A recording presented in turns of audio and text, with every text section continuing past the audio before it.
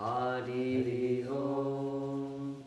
Sahana Bhavatu Sahana Bhunaktu Sahaviryam Karavavahai Tejasvinavaditamastu ma vidvishavahai. Om Shanti Shanti Shanti. Om Jaya Shri Krishna Chaitanya Prabhu Nityananda Shri Advaita Gadadhara Shri Vasadi Gaura Bhakta Vrinda. Hare Krishna Krishna Krishna Hare Hare, Hare Rama Rama Rama Hare Hare. Hare Krishna. We continue with our study of Brahma Samhita. First we will repeat the verses.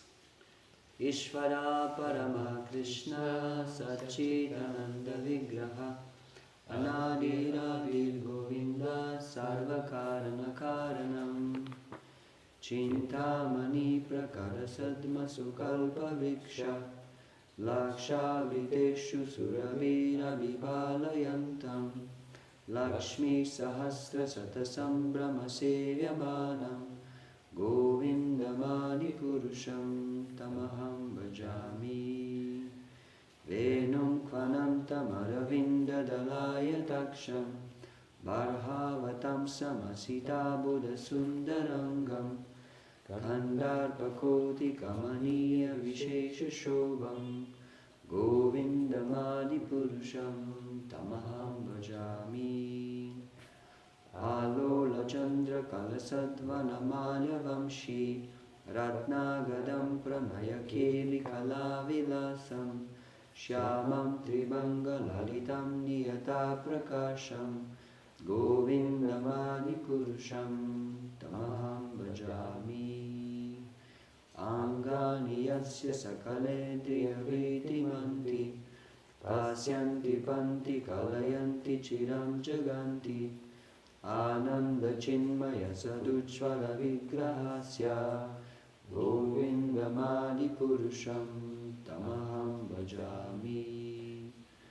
Advaitam Achyutam Anadim Anantarupam Adyam Purana Purusham Navayauvanam Cha Vedeshu Durlavam Adurlavam Atma Bhaktau Govindamadi Purusham Tamaham Bhajami. Pantastu Koti Satavatsara Sampragamyo Vayu Ratapi Manaso Munipungavanam Sopyasti Yat Prapadasimya Vichintya Tattve Govindamadi Purusham Tamaham Bhajami. Eko Piyasa Rachaitum Jagadanda Kotim Ya Chakti Rasti Jagadanda Chaya Yadanta Andantarasta Paramanu Chayantarastam Govindamadi Purusham Tamaham Bhajami. Yadbhava Bhavita Diyo Manujastataiva Samprapya Rupa Mahima Sanayana Bhusha Shuktaryameva Nigama Pratitastuvanti Govindamadi Purusham Tamaham Bhajami. Ananda Chinmaya Rasa Pratibhavitabhis Tavirya Eva Nicharupa Kalavi Goloka Eva Nivasatya Kilatma Bhuto Govindamadi Purusham Tamaham Bhajami. Premanjana Churita Bhakti Vilochanena Santa Sadaiva Hridayeshu Vilokayanti Yam Shyama Sundaram Achintya Gunasvarupam Govindamadi Purusham Tamaham Bhajami. Ramadi Multi Shukalani Yamena Tishtam Nanavataram Akarod Bhuvaneshu Kintu Krishna Swayam Samabhavat Paramapumanyo Govindamadipurusham tamaham bhajami. Yasya prabhavato jagadandakoti kotishvashesha vasudhadi vibhuti binam tad brahmanishkalamanantamashesha bhutam Govindamadipurusham tamaham bhajami. Maya hi yasya jagadandasya tani sute Traigunya tadvishaya veda vitayamana Sattva-valambi parasattvam vishuddha sattvam Govindamadipurusham tamaham bhajami. Ananda chinmaya rasatmataya manasu Ya praninam pratipadam smaranam upetya Lilaitena bhuvanani jayati ajashram Govindamadipurusham tamaham bhajami. Golokanam nijadam nitale chatasya Devi mahesha haridama suteshu teshu Te te prabhava nichaya vihitaschayena Govindamadipurusham tamaham bhajami. Srishti stiti pralaya sadhana shakti reka Chayeva yasya bhuvanani bibhati durga Ich anurupam api yasya chachishtate sa Govindamadipurusham tamaham bhajami. Shriram yatadadi vikara vishesha yoga Sanjayate nahi tata pritakasti hetu Yasambhutam apitata samupaiti karyat Govindamadipurusham tamaham bhajami. Deeparchireva hidasantaramabhupetya Deepayate vibrita hetu samana dharma Yastadrikeva hicha vishnutaya vibhati Govindamadipurusham tamaham bhajami.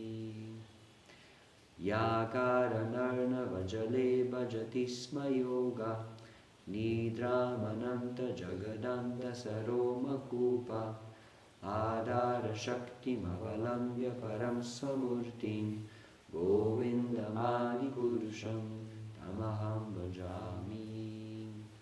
Yasyaika nishvasita kalamatavalamya Jivanti loma vilaja jagadandanata Vishnur mahansa iha yasya kala vishesho Govindamadipurusham tamaham bhajami.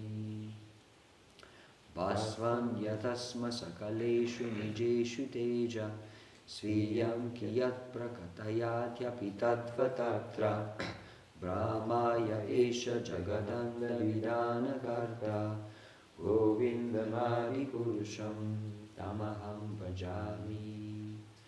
Yat pada palava yugam vinidaya kumbha Gandhe pranama samaye saganadiraja Vignan vihantum alamasya jagatrayasya Govindamadipurusham tamaham bhajami. Agni mahi gaganamambu maruddishascha Kalastatatma manasiti jagatrayani Yasmad bhavanti vibhavanti vishanti yamcha Govindamadipurusham tamaham bhajami. Ya chakshuresha savita sakalagrahanam Raja samasta sudamurti vashesha teja Yasyagyaya brahmati samvrita kala chakro Govindamadipurusham tamaham bhajami. Dharmo tapapa nichaya shrutayastapamsi Brahmadikita patagavadayascha jiva Yadatamatra vibhava prakata pravaha Govindamadipurusham tamaham bhajami. Yastvendra gopa matavendra mahusva karma Bandhanurupa palabhajanamathanoti karmani nirdahati kintu jabhakti vajam govindamadi purusham tamaham bhajami yat krodha kama sahaja pranayadi piti vatsalya moha guru gaurava sedya bhavai sanchintya tasya sadrishim tamumapurede govindamadi purusham tamaham bhajami Shriya Kanta Kanta Paramapurusha Kalpataro Druma Bhumimschinta Mani Ganamai Toyamamritam Kataganam Natyam Gamanam Apivam Shipriya Saki Chitanandam Jyoti Param Apitat Ashwadam Apicha Sayatra Kshirabdi Shavati Surabhibhyascha Sumaha Nimesharda Kyova Vrajati Nahi Yatrapi Samaya Vajashveta Dvipam Tamahamiha Golokamitiyam Vidantaste Shantakshiti Virala Chara Katipaye Shri Brahma Samhita ki Jai.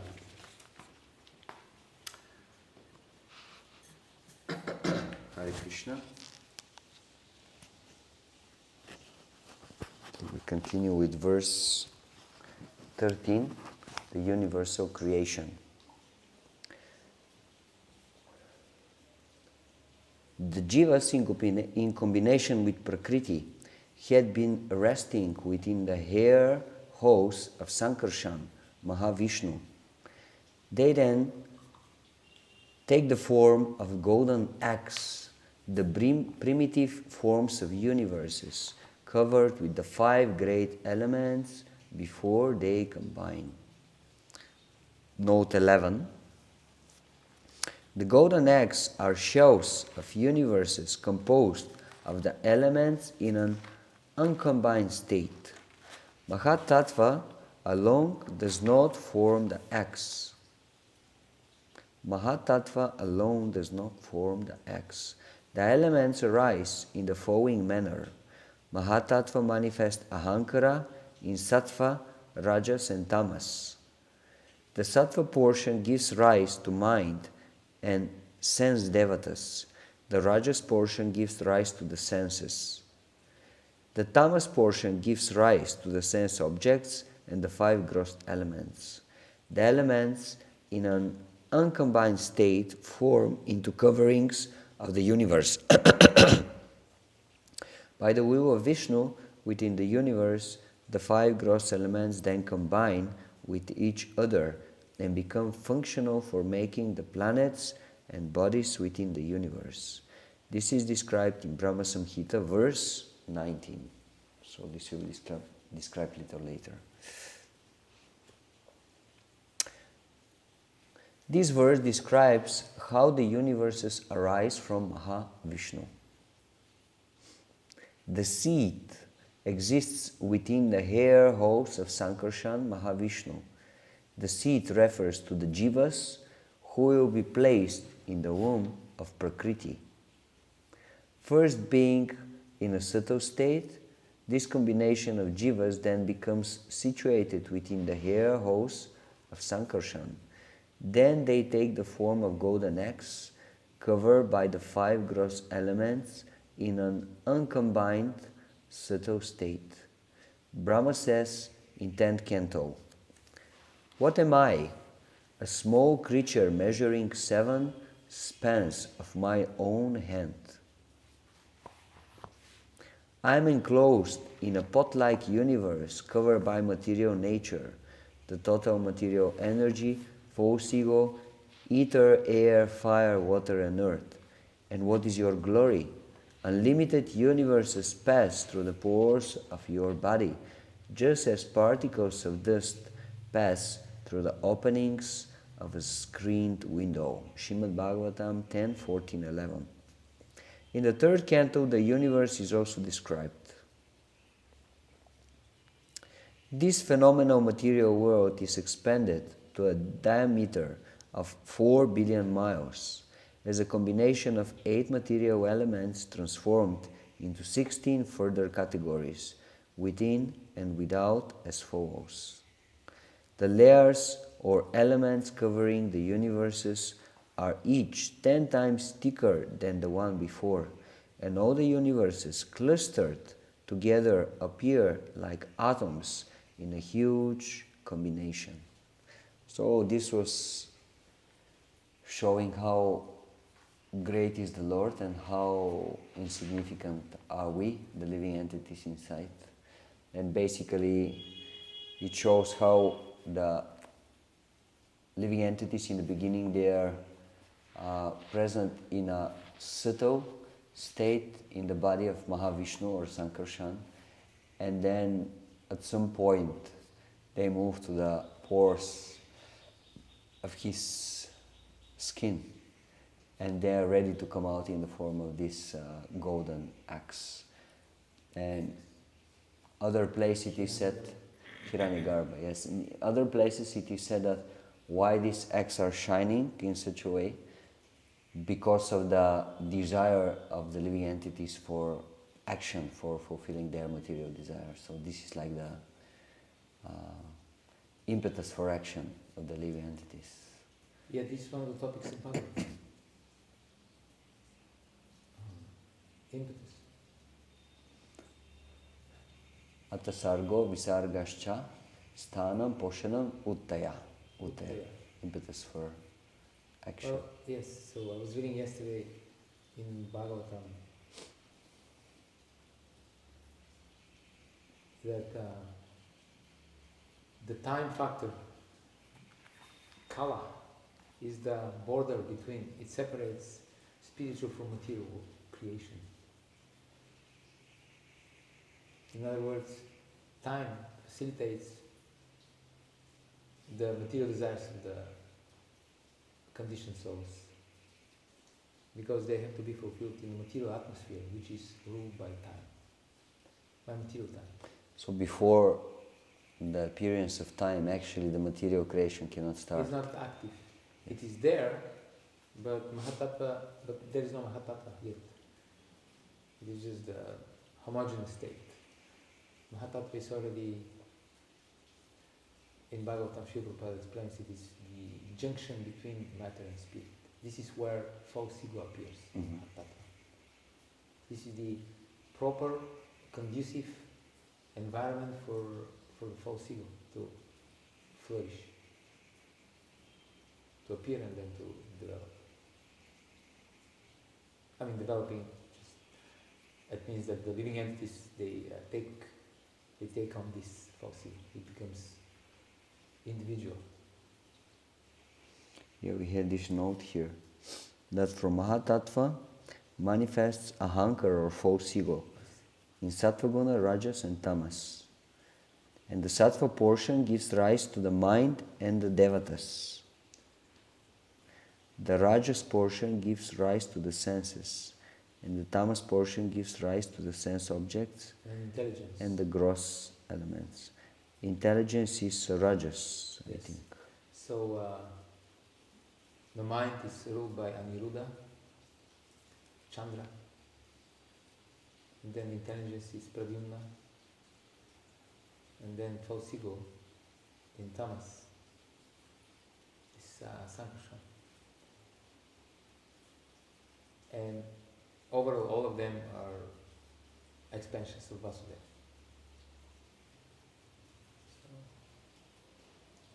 And they control a different state of consciousness also.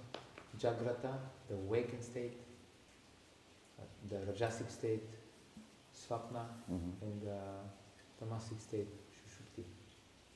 They're controlled by Aniruddha, Pradyumna, and Sankarshan. It's interesting. So basically nothing can start without the time. And time actually is the glance of the Lord. So the Lord should desire that the material manifestation starts, and only then it can start. Yes, and He desires this in reciprocation to the desire of the living entities who are desiring to enjoy the material world. So it facilitates them. It's the mercy of the Lord. Mm-hmm.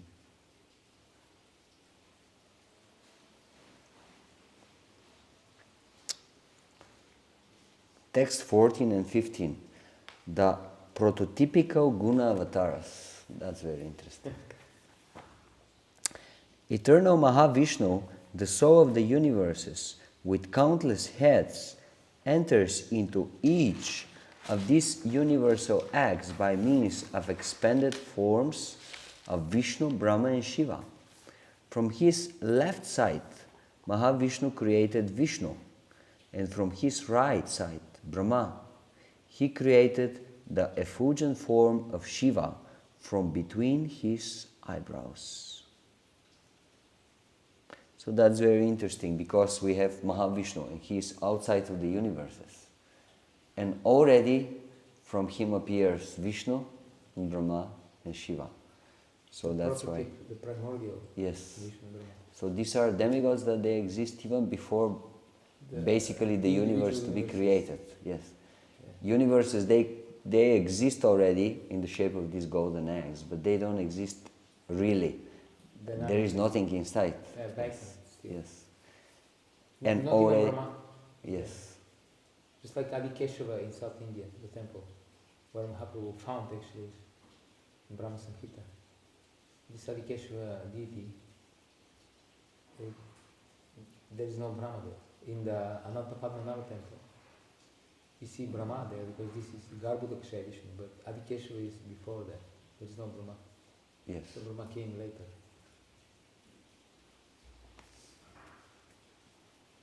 Jiva Goswami explains how these forms first manifest outside the universe, then expand inside. So that's why these are the prototypes.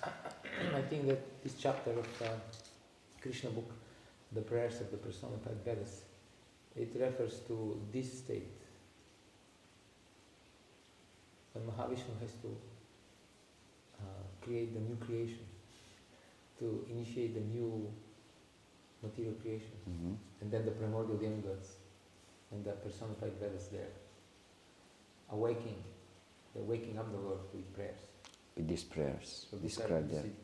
This is actually this state here. So can we say some of those demigods, they're like personified Vedas are different living entities, yes? Because here it is mentioned Vishnu, Brahma and Shiva.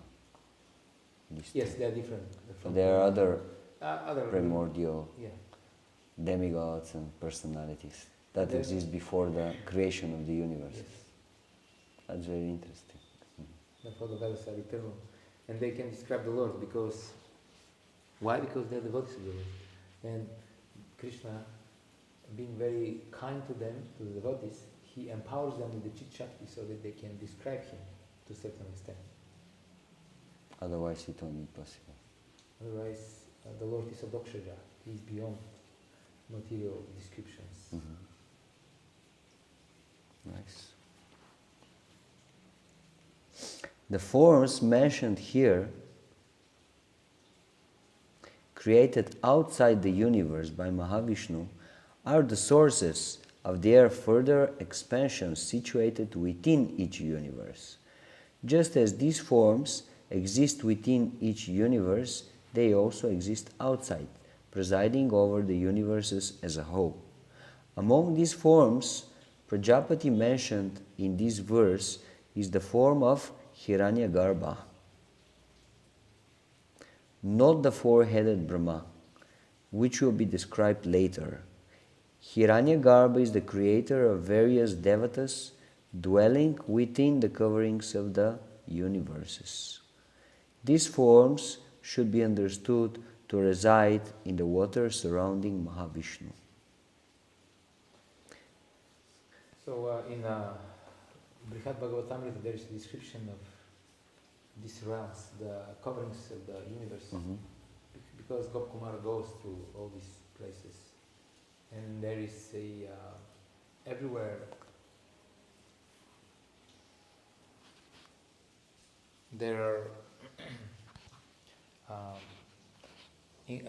expansions of Krishna and devotees who worship them. So they are not vacant, they are not empty. They are beautiful places. They are more elevated than Brahma Satyaloka, even because they are closer to the spiritual world. Amazing personalities, very elevated. Yeah, for example, in one of them, there is a description of Durga Devi. She's worshipping Mohini Murti. I think the last one. Like this. Srila Bhaktisiddhanta Saraswati Thakur explains how the initial forms differ from the subsequent ones. Hiranyagarbha, the seminal principle, the portion of the Supreme Lord, is the prime progenitor who is different from the four-faced Brahma. This same Hiranyagarbha is the principle of seminal creating energy of every Brahma, belonging to each of the infinity of universes. The divine masculine manifested hello, Shambhu, is the plenary manifestation of his prototype Shambhu. The same as the primary divine masculine generative symbol Shambhu, whose nature has already been described. Vishnu is the integral subjective portion of Mahavishnu. Hence, he is the great Lord of all the other lords. The progenitor Brahma and Shambhu are the dislocated portions of Mahavishnu. Hence, they are gods with delegated functions, his own potency being on the left side of Godhead. Vishnu appears in the left limb of Mahavishnu from the unalloyed essence of his spiritual Chit potency. Okay. This is all clear, very, very... So, yeah, basically Hiranyagarbha is the original Brahma outside of the universe, and from him all the other Brahmas appear into the universes. It looks like similar to the way how Mahavishnu is outside the universes, and then he manifests in so many forms and enters in each universe. Yes, and something and also, similar is happening with Brahma and with Shiva. Yes, and also similar to the elements, because the elements are manifested by the Lord in their pure form, and then they are, so to say, distributed, and all living entities, they get some portion and mixture of elements. Of elements in order their material bodies to be created. So, and then the pore that doesn't combine, this portion that doesn't combine goes into the coverings of the universe. So there is a false ego as such. It is the original element, false ego, and then we participate in this false ego by our desire to have a false ego separated from the Lord, and then we are facilitated with this false ego. So the same principle. Mm-hmm.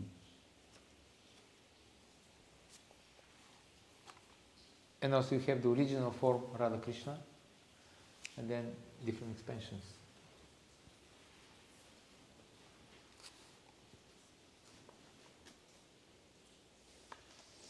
Text 16. Shiva, presiding deity of Ahankara. Then the universe became filled with Ahankara by the agency of Shiva. Brahma Samhita 5.16. Srila Bhaktisiddhanta Saraswati Thakur further elaborates on the nature of Ahankara. The basic principle is the Supreme Lord Himself, who is the embodiment of the principle of existence of all entities devoid of separating egoisms. In this mundane world, the appearance of individual entities is separated egotistic symbol as separated egotistic symbols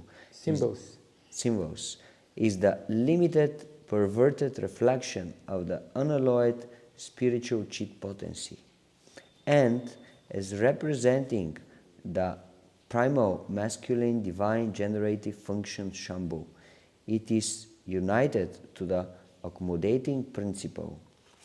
The mundane female organ, which is the perverted reflection of the spiritual chit potency, Rama Devi. At this function, Shambhu is nothing but the mere material causal principle embodying the extension in the shape of ingredient as matter. Again, when in the course of progressive evolution of mundane creation each universe is manifested, then in the principle of Shambhu, born of the space between the two eyebrows of Vishnu, there appears the manifestation of the personality of Rudra. Yet, under all circumstances, Shambhu fully enshrines the mundane egotistic principle. The innumerable jivas as spiritual particles emanating from the oversoul in the form of pencils, of rays, of effulgence, have no relation with the mundane world when they come to know themselves to be the eternal servants of the Supreme Lord.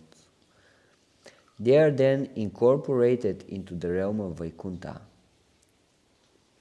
But when they desire to lord it over Maya, forgetting their real identity, their egotistic principle, Shambhu, entering into their entities, makes them identify themselves as separated enjoyers of mundane entities. Hence, Shambhu is the primary principle of the egotistic mundane universe and of perverted egotism in jivas that identifies itself with their limited material bodies. So basically, with the living entities, we identify with servants of Krishna, and that's why in Bhagavatam it is said, Mukti hitvanyata rupam swarupena vyavastiti. Mukti or liberation means one gives up all false designations, illusionary identities that he has, and he becomes situated in his true original identity. Swarupena, his own form, vyavastiti, he realizes. Then this is mukti. However, when the living entities don't want to be in this situation, but rather they want to be Krishna Bahirmukh, yes, Bhagavanchakari, they want to turn his face from Krishna, and they want away to have from the world, yes, separate identity and separate plan and separate opportunities for enjoyment. Then they need this false ego that is created from Shambhu, from Shiva. Yeah. We need it. Otherwise, it is like acquiring a superficial, illusory identity in a computer game. If you want to play the computer game, you need to identify. Accept. Therefore, in the beginning of the game, they show you different false ego identities that you may desire to acquire. Heroes. Yes, these are your heroes. So you have male, female. I'm this or I'm that or I'm this. And everyone has specific powers, specific siddhis. And then you become attracted. And then you decide, okay, I'm going to be this one. And then this is the moment when you identify with it. Something that is not you. And then it's like superimposition. Shankar gives the example of superimposition of silver. Silver is not there, but you think it looks like silver. So, and then after a while, after a few hours playing with this hero, you become tired and bored, and then what do you want to play with another hero? It's the same game, the same old, but you think, okay, I can squeeze out some more enjoyment if I play with a different hero. So basically, we need false ego just because we have the desire to have existence separate from the Lord. Yeah, we are not attracted enough. We are not attracted to the Lord. We're not attracted. It's like normally the son has affection for the father. That's the natural situation. But somehow or other, there are some children that they don't develop this attraction, this love for the father. So we're one of those. We have not developed it. And then we ended up here in the material world. Now we have to work hard to get back to the real identity. Yes. So basically this principle of Shiva is facilitating this, the opportunity of the living entity to identify himself with something different than the Lord, so that with this separate identity can try to be a separate enjoyer and separate controller from the Lord. That's the whole. Yeah, because you don't want to be a Krishna servant, but you want to be something. You need to acquire this. And then this something is your false ego. Yeah. Your false identity. I'm a big man, I'm a boss, I'm a businessman, I'm a wealthy person, I'm beautiful. I'm a human being, I'm animal, I'm demigod, I'm insect, I'm man, I'm woman. So many different. So many different things. And here the Mayavadis, they make a mistake. They say, well, then that means that the spiritual should be devoid of all these forms. Because we have so many forms here, so many varieties. So the spiritual should be devoid of variegatedness, of variety. And this is the last snare of Maya. So basically they say you have a false ego, but you don't have a real ego. Yeah. Then why you're calling the false ego false ego? Yeah, there is nothing. There is no ego, there is nothing there. In their Nirguna Brahman experience.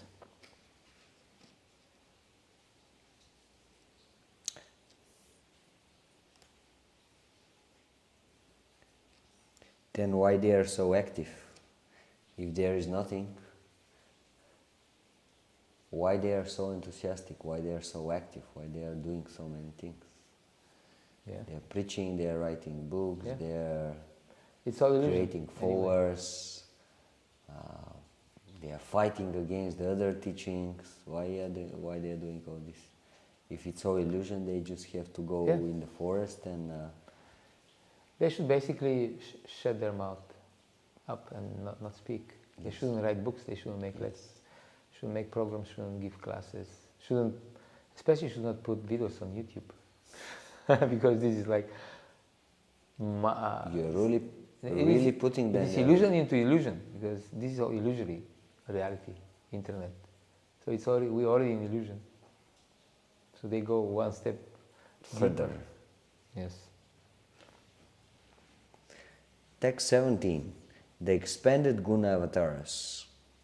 While the Lord carried out pastimes of creation, maintenance and destruction within the universe through expansions of the three forms previously produced, he personally enjoys spiritual sleep, just as he enjoys Lakshmi in the spiritual realm. This verse describes how the Lord remains aloof from the material creation, delegating its operations to his guna avatars. The Lord, having entered the universe, this is a quote, the Lord having entered the universe carries out actions of maintenance, creation and destruction within the universes through these three forms of Vishnu, Brahma and Shambhu, who are similar to the prototypes who first emanated from Mahavishnu outside the universes. While they perform these activities, the Lord partakes of Yoga Nidra, previously mentioned, personified as his consort. This form is like Lakshmi, associated with all spiritual powers, because this sleep is actually a form of spiritual ecstasy arising from the bliss of spiritual form, not material ignorance arising from material form. Just as Lakshmi associates with the Purusha expansion, Yoga Nidra associates with that expansion, Mahavishnu, in the Karana ocean. Digdarshini Tika 5:17. So the Lord appears within the universes through His manifestations, His emanations of the Guna avatars, but He Himself stays aloof. And that's why it is said that the Lord is transcendental to the material creation. And He is actually immersed in the pastimes in the spiritual world. This yoga nidra is actually the samadhi of the Lord. He is just meditating. He is connected with what's happening in the spiritual world, with His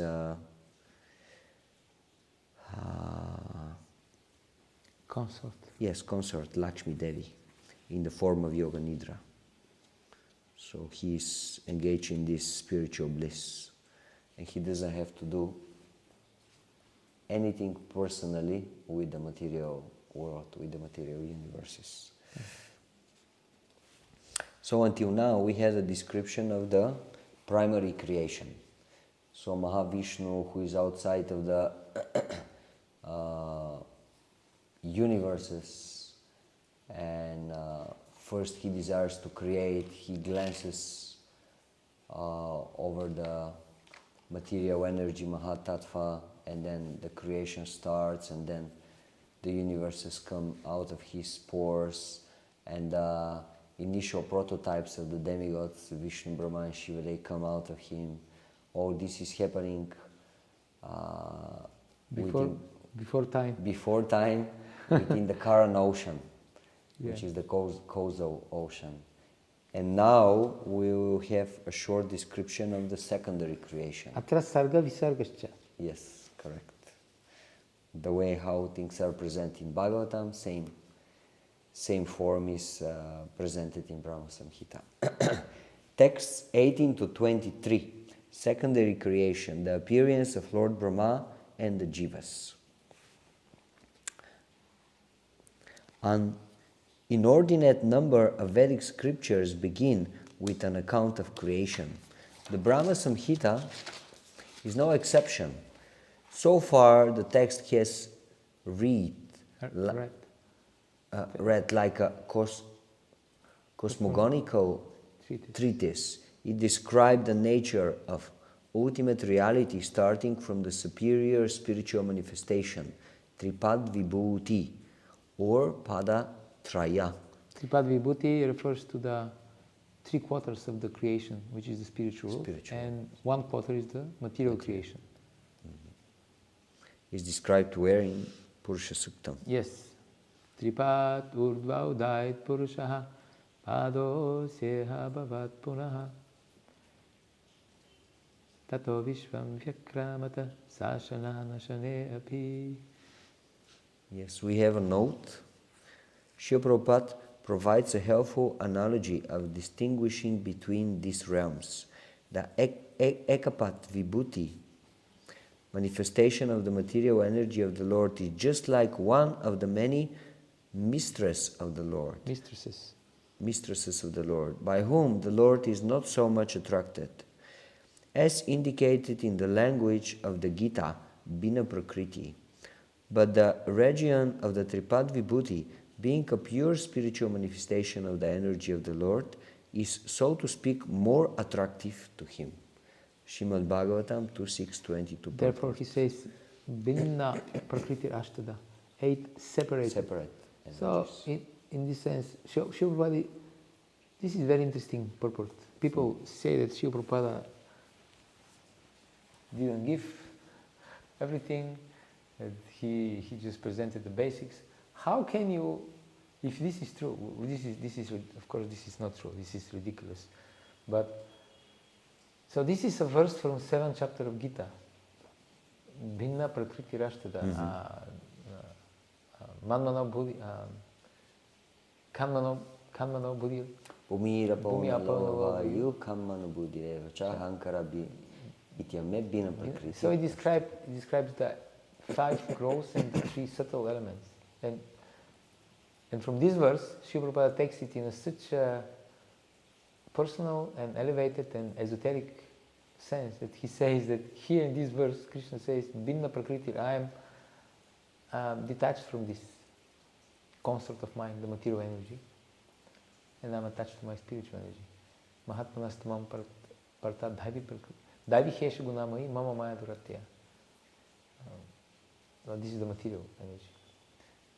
So, it's very esoteric explanation, Sri Prabhupada. And people sometimes just don't notice these things. They just, because they have read the verse, they think, well, I know this.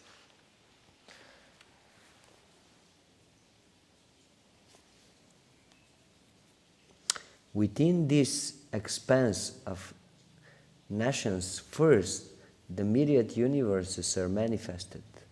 Then life within each is set in motion. At this point in the text, we finally pierce through the shell of the material universe to witness its primordial moments. So now we have description of the secondary creation. Texts 18 to 20. The universe becomes populated. When the Lord Garbhodakashai desired to create, a lotus arose from his navel. This golden lotus, with its stalk, became the astonishing abode of Brahma. We have another note, 13. Jiva Goswami explains how the lotus stem is actually Brahma Loka, Satya Loka. This lotus stalk is known as the planet of Brahma because it serves at his place of birth and repose. All the ingredient elements of creation of the universe, which previously made their appearance, remained separate from each other because they did not have the potency to combine with each other. The first Purusha, Mahavishnu, decorated with his spiritual potency, brought them together through his potency of Maya, and then entered a state of Yoga Nidra. Having combined the elements and before sleeping, Mahavishnu entered the universe as Garbhodakashai. When he entered the universe, the jivas awoke. So he decided, let me first do the job and then relax. Of course, there is no job for the Lord. And then he expanded himself. Just imagine you have to do something which is actually your blissful pastime. You don't have to, but you're doing it just because you can do it and you're merciful to the living entities. And then you decide, okay, let me create an image of myself. And he will do the rest of the activities. And I'll just go back to my enjoyment. So this is what Krishna does. And what he expands is also Krishna. And still he is aloof and he is enjoying. Yes, his and the expansion also, he's not going to do any kind of boring job. He will expand as Shambhu, as Brahma, as all the demigods, and they'll actually do it. The job. Interesting, yes. This verse describes how after bringing the elements together, Mahavishnu goes to sleep, being indifferent to the process. One might ask, if Vishnu is asleep, who manages the material world? Srila Bhaktisiddhanta Saraswati Thakur gives a detailed explanation of the Lord's potencies as follows. Maya dyakshena prakriti suyate sa characharam, Bhagavad Gita 9.10. The mundane energy Prakriti gives birth to this universe of animate and inanimate beings by my direction. The purport of this shloka of the Gita is that Maya, the perverted reflection of spiritual chit potency, was at first inactive, and her extension of matter consisting the material cause was constituting the material cause. And her extension of matter constituting the material cause was also in the separately disclosed state. Dislocated state. In accordance with the will of Krishna, this world is manifested as the resultant of the union of the efficient and the material causal principles of Maya. In spite of that, the Supreme Lord himself remains united with his Chit potency, Yoga Nidra. The word Yoga Nidra or Yoga Maya indicates as follows. The nature of Chit potency is manifestive of the absolute truth, while the nature of her perverted reflection Maya is envelopment in the gloom of ignorance. When Krishna desires to manifest something in the mundane ignorance, wrapped affairs, he does this by conjunction of his spiritual potency with his inactive, non-spiritual potency. This is known as Yoga Maya. It carries a twofold notion, namely transcendental notion and mundane inert notion. Krishna himself, his subjective portions, and those jivas who are his unalloyed separated particles realize the transcendental notion in that conjunction, while conditioned souls feel the mundane inert notion. The external coating of transcendental knowledge in the conscious activities of conditioned souls bears the name of Yoga Nidra. This is also an infinitive of the Chit potency. This is also Influence of the Chit potency of the divinity. This principle will be more elaborately considered hereafter. Brahma Samhita 5:19.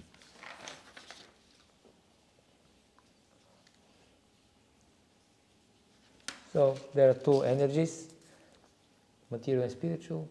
Krishna is always with his spiritual potency, and the jivas are conditioned by the material, but if they decide to surrender to him, then the spiritual potency will protect them and inspire them and guide them and ultimately bring them to pure devotional service. Yes, it's very interesting, this term Yoga Maya. So generally we accept that Yoga Maya means totally the spiritual energy. Yeah. It is described, but here Bhaktisiddhanta Maharaj gives interesting explanation.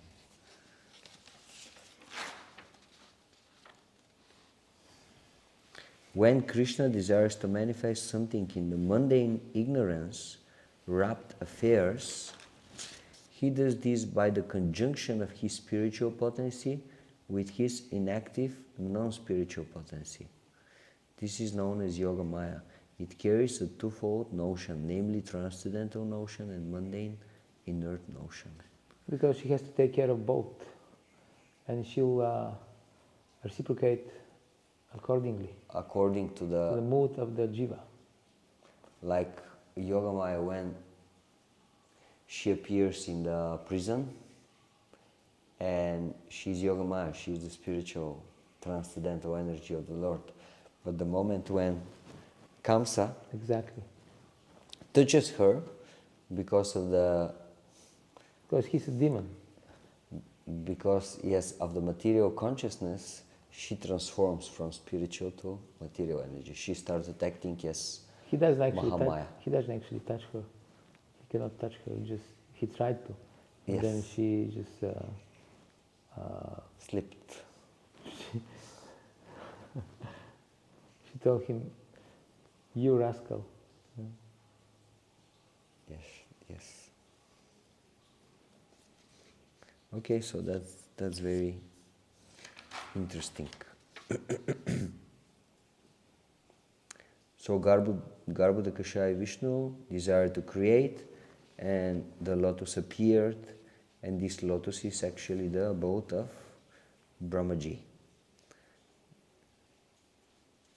And meanwhile, Mahavishnu, he is immersed in Yoga Nidra.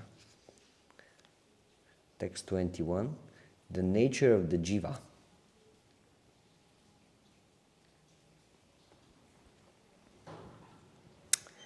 The jiva is eternal, with an eternal relationship to the Lord. The jiva is described as having a superior nature.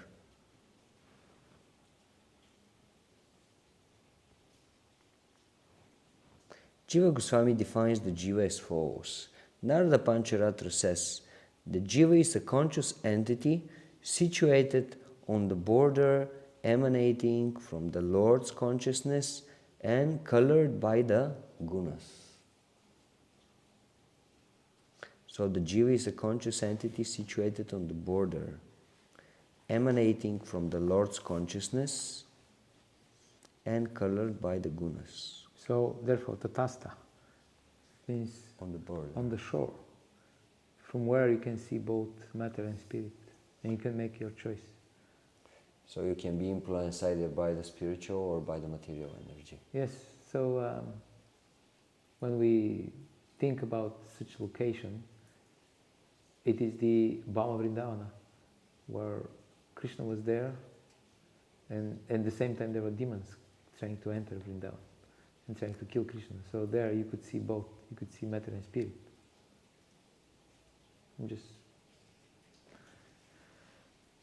Just interesting. Jiva is called Prakriti since it is situated in its natural form. As a conscious witness, describing Jiva as Prakriti also indicates that the Jiva has the capacity to perceive his dependence on the Lord. In other words, Jiva is feminine, she's the energy. So the energy has the capacity to perceive the energetic because she's connected to him. So we have the capacity, especially in the human form of life. Therefore, atatu Brahma Jigyasa. So we have the capacity to remember who are we actually. Yeah. To remind ourselves. The thing is that I just read Prabhupada writes in one purport today that unfortunately in the human form of life we are generally using this intelligence to facilitate our material sense enjoyment, not to understand our connection with Krishna.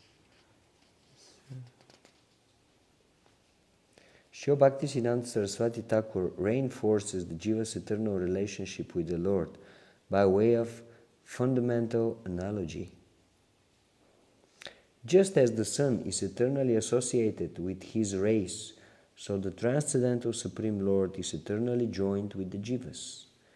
Jivas, being particles of Godhead's effulgent rays, exhibit on a minute scale the qualities of the divinity. Hence, Jivas are identical with the principles of knowledge, knower, egoism, enjoyer, meditator, and doer. All the qualities of the unalloyed soul are above the eightfold qualities such as egoism, etc., pertaining to his achit potency. So it's beyond matter. Note 14. This most likely refers to the eightfold material coverings of the universe, as mentioned in Srimad Bhagavatam. For example, Prakriti, Mahatattva, Hankara, ether, air, fire, water, and earth. End of the note. So it's a guess. Hence the Jiva potency, though very small in magnitude, is still superior to a Chit potency of Maya. Because its para is transcendental by nature. Yes, the one candle can dissipate the darkness in a big room. Darkness is more in quantity, but the light is small. Light is actually more powerful than darkness.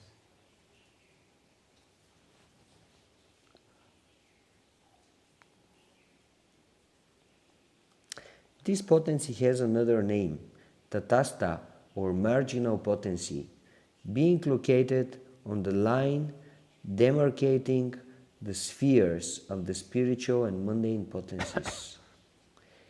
He is susceptible to the influence of the material energy owing to his small magnitude, But so long as he remains submissive to Krishna, the Lord of Maya, he is not liable to the influence of Maya. Brahma Samhita purport 5:21. It's interesting here, the example given is one of the examples that so often Srila Prabhupada is using. Like, Krishna is the sun and we are like rays from the sun, and we have the same qualities as Krishna, but quantitatively we are different. So it's example Srila Prabhupada uses so often. So yes, the sun is Krishna, and the qualities he has are the same qualities that we have. But proportion is different. And we are known as Tatashta Shakti, marginal potency. It means we are located on the line demarcating the spheres of the spiritual and mundane potencies. So the living entity can be influenced by the material energy because it's very, very small. But by nature it's a spiritual potency. And if he keeps his position of subordinate to the Supreme Lord, then Maya will not be able to influence him. Then the last verse we are going to read for today's text 22. The many forms of Lord Brahma. A lotus appeared in the navel of the Lord for the mass of jivas. In that lotus, Hiranyagarbha, Brahma appeared, and then the Brahma with 4 mouths and the 4 Vedas.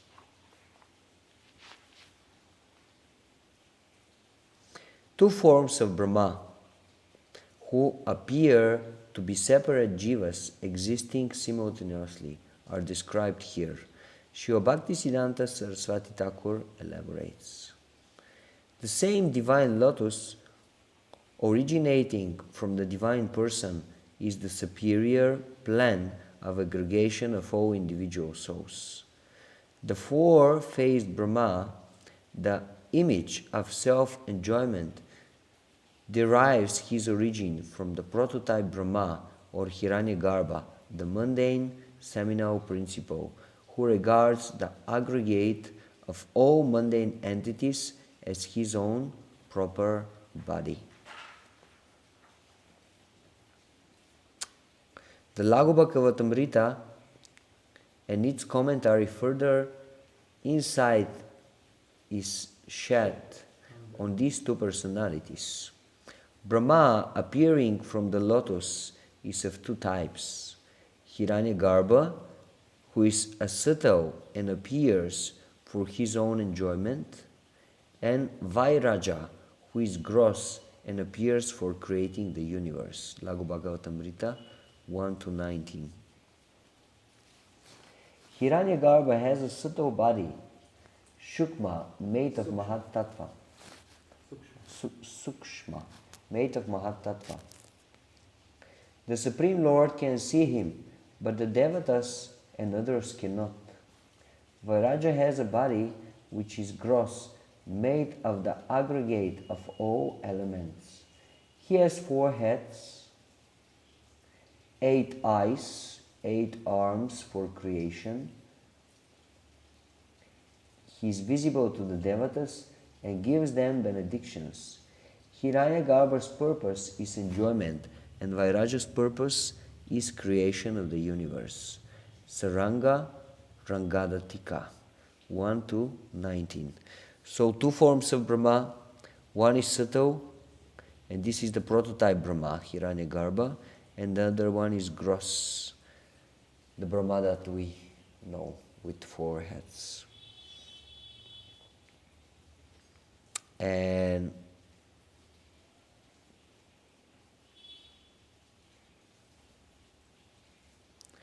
what is more, in his Bhagavatam commentary, Srila Vishwanath lists three Brahmas: Hiranyagarbha, Vairaja, and the four-headed Brahmaji. So actually three forms of Brahma. It's getting really complicated. Our idea about the philosophy of Krishna consciousness is being challenged now. Expanded, yes. The lotus made of all the planets, called the Vairaja, which at the time of devastation had entered a subtle state, now appeared at the end of devastation in the form of a lotus. Vishnu is Antaryami. Vishnu as Antaryami entered that lotus. That lotus held within itself the manifestation of the effects of all the gunas, svarga and naraka, to be enjoyed by the jivas. There is the gross form of Brahma, called Vairaja, the lotus of the planets.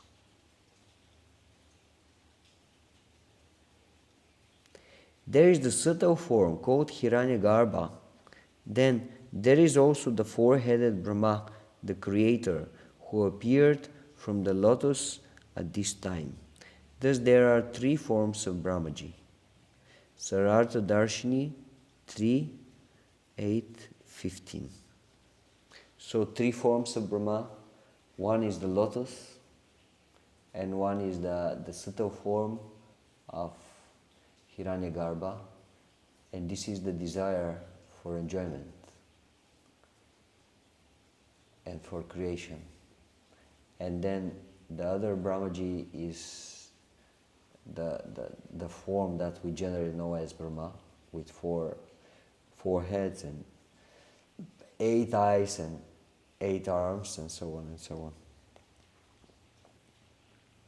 At any rate, Shastric depictions of Lord Brahma focus primarily on his four-headed form, the one who exchanges loving pastimes with the Supreme Lord. It is this story and the origin of this very Samhita that is recounted in the verses to follow. Even though he possesses 4 heads, Brahma is the most relatable character in the narration so far. Why? Because his life's tale and the origin of his 4 heads is emblematic of our confusion and general bewilderment. Quote, Brahma, situated in the center of the lotus, could not see the universe's planets. Turning his heads around and glancing into space, he attained 4 heads to see in the 4 directions. Srimad Bhagavatam 3, 8, 16. So although we know about these 3 forms of Brahma, generally we'll just deal with the form that we know from scripture, especially for the purpose of exchanging devotion with the Lord. Because these other forms, although they create and they are part of the creation, they cannot really, we don't see that they are exchanging devotion with the Lord. So that's why we are dealing mainly with this form of Brahmaji, the 4-headed Brahma. Okay? Any questions or anything to add?